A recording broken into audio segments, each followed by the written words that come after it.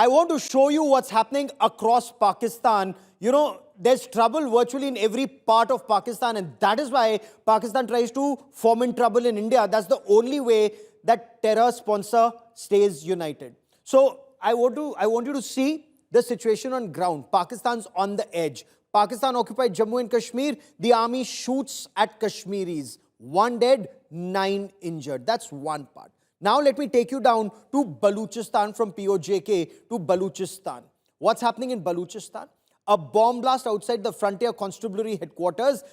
Initial reports seem to indicate 10 killed, more than 30 injured. It's a vehicle-borne improvised explosive device. Let me now take you to KPK, Khyber Pakhtunkhwa. Remember, Khyber Pakhtunkhwa, it's the furthest furthermost province of Pakistan. This is where the Balakot airstrikes had taken place in 2019 after Pulwama.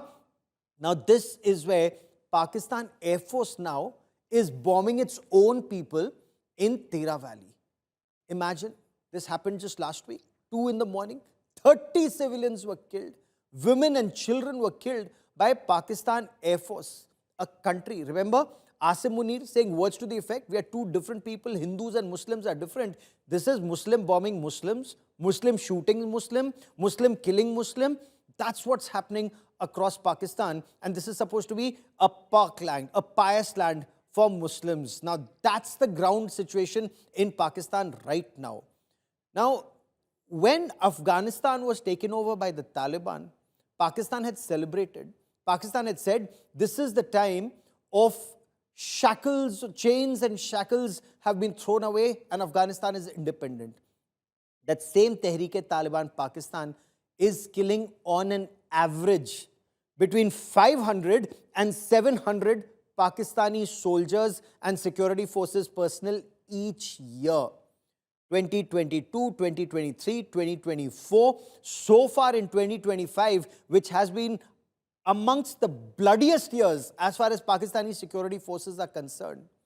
They've killed over 500 Pakistani security forces personnel, their army, their local police, the state constabulary. In fact, Pakistan Army at times refuses to wear uniform and go into Khyber Pakhtunkhwa, parts of Khyber Pakhtunkhwa, or even parts of Pakistan occupied Balochistan. In fact, Maulana Fazlur Rahman, a senior political leader in Pakistan, he's gone on record to say between 7 and 10 districts in Pakistan, in Balochistan, the writ of the Pakistan Army does not prevail at all.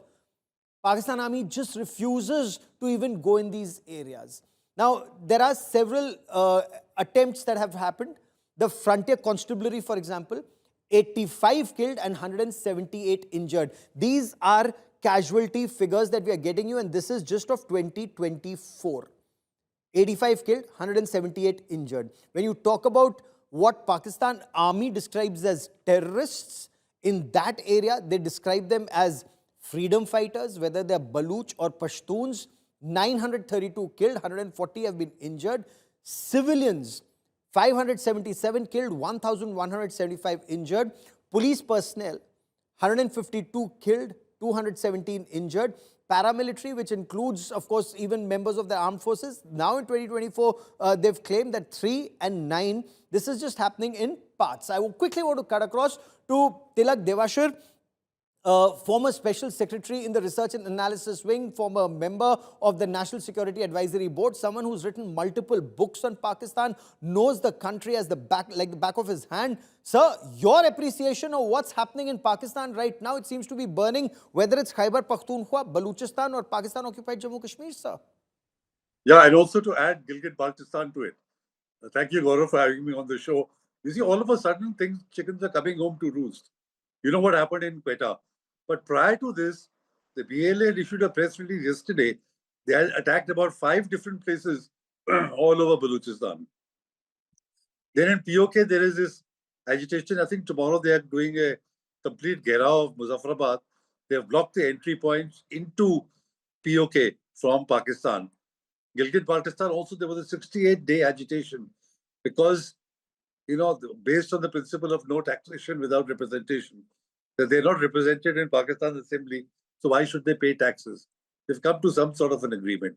I mean, Khyber Pakhtunkhwa, in any case, if you remember last week, the Pakistan army went and bombed civilians and 30 people died in Waziristan. So, there are signs of growing unease and unrest in different parts of Pakistan. And the leadership doesn't seem to be interested. They were sitting in a long kind of a vacation or meeting in the US, in New York and in Washington, and they stopped over in London. So there is no sense of urgency that you perceive in So Pakistan.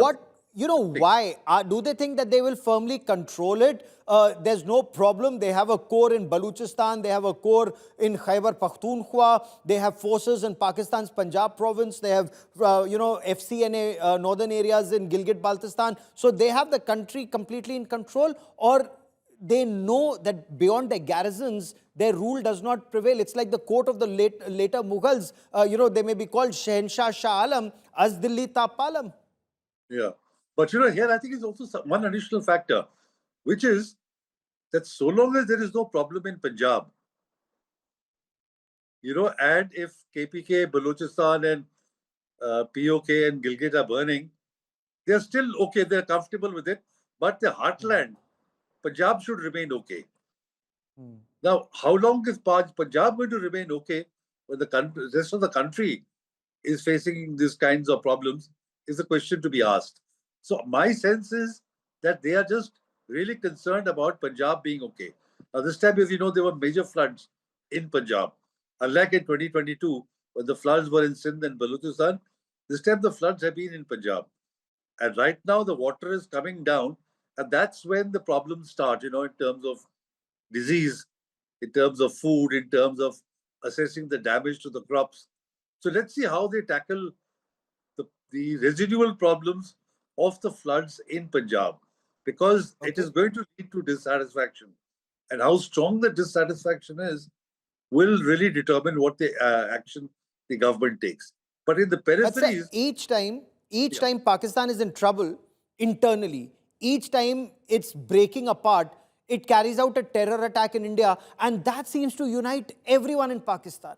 They may be dying of hunger, they may be killing their brother for a sack of flour, but the moment there's a terror attack in India, they become blood brothers again. Whether it's, people in different parts of Pakistan, minus, of course, Balochistan and perhaps to an extent Pashtuns now. Is that also your reading, that if they're in trouble, there'll be more trouble in India? yeah, absolutely. This is the template that the army has learned over the decades, that shoot your way out of trouble. You create a problem in India, and especially now, when they are sure that India will react. You see, earlier, when India did not react, they could not get the same kind of reaction within Pakistan. But now that India is going to react, but here they are playing with fire. I think India has gradually been escalating the reaction. The last one, Sindoor, was a very severe reaction. Next time around, those restraints will not be there. So they're really going to be with fire if they think they can shoot their way out of trouble to unite the people. But that's what the Pakistan army is. It's a very tactical army. They look to fire the first shot and then run. But you just can't fire the first shot and think that there will be no consequences. And this time the consequences were severe. And, for the challenged Pakistanis who only make signs in cricket matches, what they do not realize is between the 7th of May and the 10th of May, the scoreboard, and Tilak Devashaji, this scoreboard on the 10th of May is the most interesting, where Pakistan had lost 9 terror bases, including Muridke and Bahawalpur. Pakistan's Punjab province targeted 11 airfields, 6 radar stations, and multiple fighter jets and airborne early warning command and control systems, their aircraft both in the air and on ground. And perhaps in the days ahead, we'll have another longer conversation on this. For joining me here on this India First special broadcast, many thanks. That is all I have for you on this show today.